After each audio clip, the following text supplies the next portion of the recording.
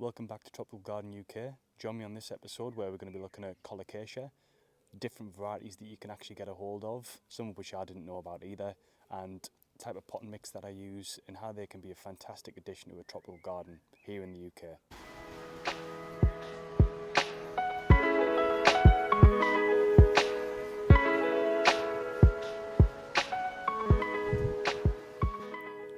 So this is what people normally think about when you look at Colocasia. So this is Colocasia pink China.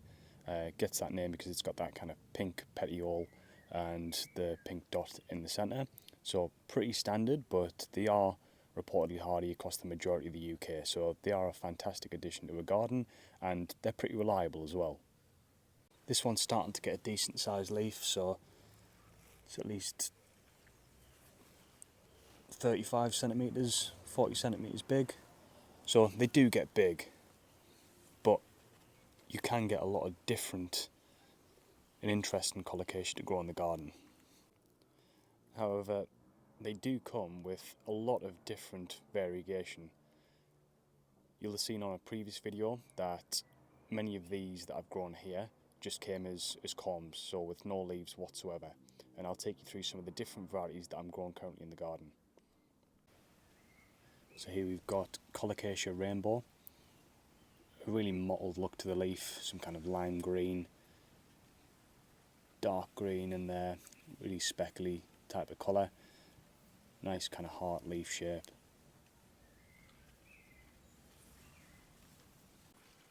And here we have Colocasia Black Marble. It's almost half and half variegation, a dark green with almost like a dark purpley black with a lot of the green speckles inside it as well, so quite a cool different variety that you can purchase. And then here we've got Colocasia Anubis. So on the left here, this is the new leaf that's come out. You can see that there isn't too much variegation on this one yet because it's been just recently put outside, so it's a little bit more shady. Once there's a lot of sunlight on it, you can see with this one here, it does have a lot more variegation. Very different leaf shape as well to some of the normal Colocasia. And then we've got Halley Comet, a new one for me as well. I haven't heard of the majority of these, to be honest. This was just purchased on a bit of a whim from an online seller, and they've all come out looking fantastic. Very different kind of folded over type leaf shape, really dark purpley matte coloured leaf. And then Colocasia Pharaoh's Mask, quite a new addition. I did have one of these last year. When they get bigger, the leaves will be huge, but when they're mature, they'll almost fold over themselves and have that really dark veining. Okay, so a couple of varieties here. Right at the front, we've got Colocasia Blue Hawaii, so it gets that name as you'd expect. It's got the really blue, kind of purpley coloured vein running throughout the leaf, so that's quite a nice one. And then at the back here, we've got Colocasia White Lava. So when that matures, you'll see all down the centre here, this kind of really white vein that runs centrally throughout the leaf and then throughout. This is actually one of the ones that a lot of these other Colocasias are hybridised with, which is quite interesting. So all these kind of Colocasias that you'll see here are all different hybrids. Okay, then we've got a few interesting ones here as well, so slightly more matte looking for these two. On the right here, we've got Colocasia Diamond Head. So really nice leaf structure to that one. In the centre, we've got Royal Hawaiian Aloha. So it does come out relatively green, but as it matures, it will go that kind of dark green towards black type colour. Slightly more glossy leaf than the other varieties that are here at the moment. Then on the left, we've got Colocasia Redemption. This should get some nice variegation as it matures through the centre. You can see that some of the new leaves come out green, but as they develop, they do change, and that also changes a lot with the sunlight as well. And then we've got Colocasia Dark Stem Hybrid, so slightly darker colour, but a really interesting leaf shape in comparison to the pink china.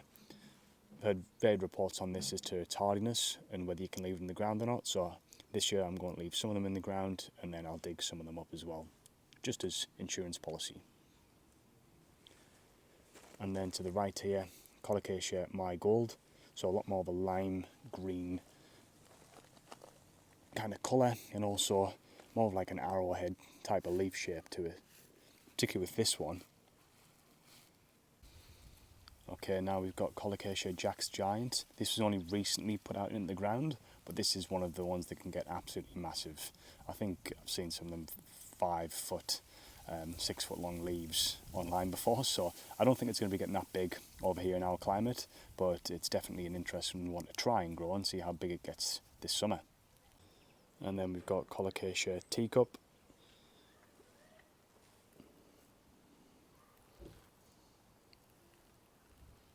Quite a tall, upright Colocasia on those long petioles. The whole of the leaf faces upwards, and what it does is it catches the rainwater in there, and then once it's almost half full it drops off, which is why it gets its name like that.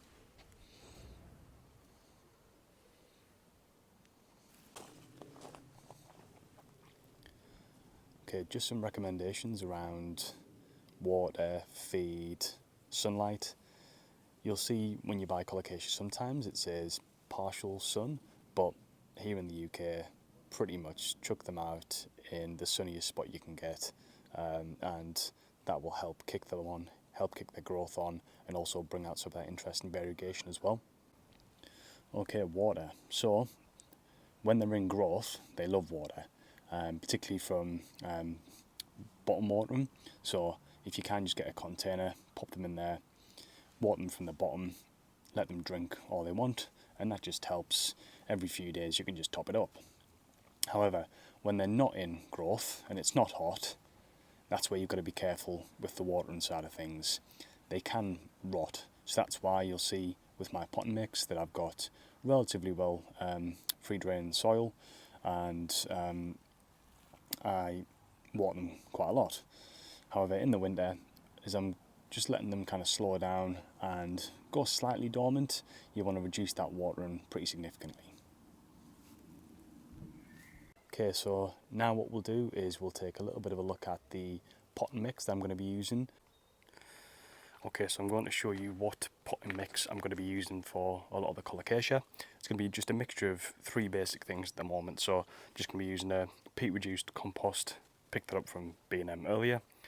We're going to use some chicken manure pellets, and then we're also going to be putting in some perlite as well, just to help with some of that drainage.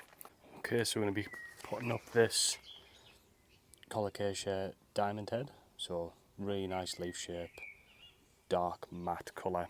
It's already starting to send out a couple of pups as well, which is really good. So we're just going to pot this up into a slightly bigger size. So I think it's around a 5 litre pot.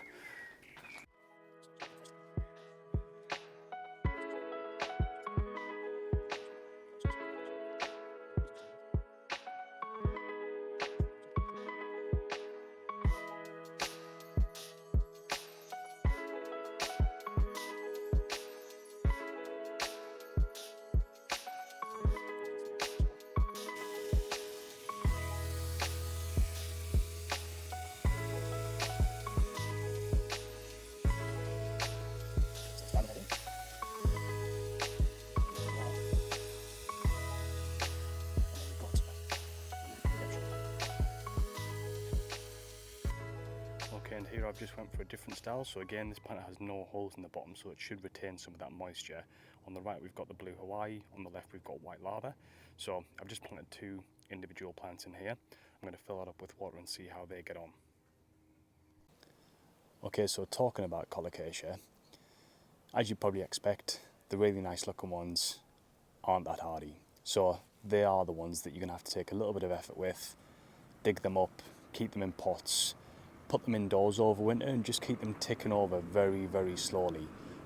You can slowly let them kind of dry off, but then it'll just take a bit of heat gradually next spring to get them going again. But for the amount of different variation that you can get, it's definitely worth considering some different ones to just normal standard pink china. Okay, so hopefully you found that interesting. Sparked a bit of an interest in having a look for some other colocasias and what else you can potentially grow. If you like the video and subscribe, and I'll catch you on the next one.